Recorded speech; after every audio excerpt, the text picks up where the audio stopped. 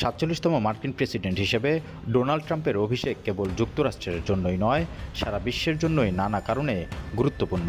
নতুন দফায় ট্রাম্পের বিদেশ ও যুদ্ধনীতি কেমন হবে, অনেকটা তার উপরে নির্ভর করছে আগামী দিনের বৈশ্বিক পরিস্থিতি। এরই মাঝে প্রেসিডেন্ট হিসেবে শপথ নেয়ার একদিন আগে ওয়াশিংটন ডিসির ক্যাপিটল ওয়ান এরিনায় আয়োজিত এক বিজয় সমাবেশে বিশ্বব্যাপী চলমান যুদ্ধ পরিস্থিতি নিয়ে নিজের অবস্থান তুলে ধরেছেন Trump. Super power president Donald Trump সতর্ক করে জানান, বিশ্বব্যাপী এই মুহূর্তে তৃতীয় বিশ্বযুদ্ধের খাদের কিনারায় দাঁড়িয়ে রয়েছে। তবে মার্কিন প্রেসিডেন্ট হিসেবে তিনি বৈশ্বিক শান্তি প্রতিষ্ঠার পক্ষে কাজ করার প্রতিশ্রুতি দেন, তৃতীয় বিশ্বযুদ্ধ ঠেকিয়ে দেওয়ার বলিষ্ঠ প্রত্যয় ব্যক্ত করেন।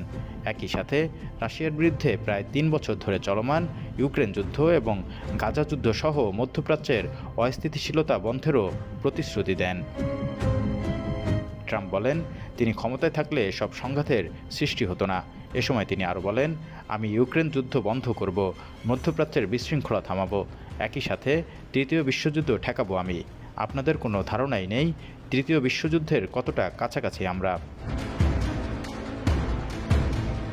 সমাবেশে বিশ্বমঞ্চে যুক্তরাষ্ট্রের ভাবমূর্তি নষ্ট করায় জো বাইডেন প্রশাসনের ব্যাপক সমালোচনা করেন ট্রাম্প, বিশেষ করে আফগানিস্তান থেকে মার্কিন সেনাদের ফিরিয়ে আনার প্রক্রিয়া ও সেখানে বিপুল সামরিক সরঞ্জাম ফেলে আসায় বাইডেন প্রশাসনকে তুলোধুনো করেন। তিনি বলেন, তালেবানদের বিলিয়ন বিলিয়ন ডলার মূল্যের অস্ত্র সরঞ্জাম দিয়ে এসেছে তারা। সেই সাথে বলেন, বিপুল সমরাস্ত্র দিয়েছে শত্রুদের হাতে।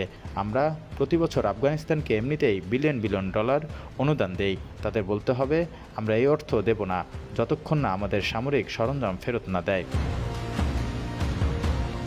এদিকে একই সমাবেশে মধ্যপ্রাচ্যে শান্তি প্রতিষ্ঠায় আগামীতে ট্রাম্প কী পরিকল্পনা নিয়ে এগোবেন তার খানিকটা তুলে ধরেন মধ্যপ্রাচ্য বিষয়ক বিশেষ প্রতিনিধি স্টিভ উইটকফ। তিনি জানান, এ যাত্রায় আগের মেয়াদে হাতে নেয়া আব্রাহাম আক্ট বাস্তবায়নে জোরসোরে কাজ করবেন ট্রাম্প।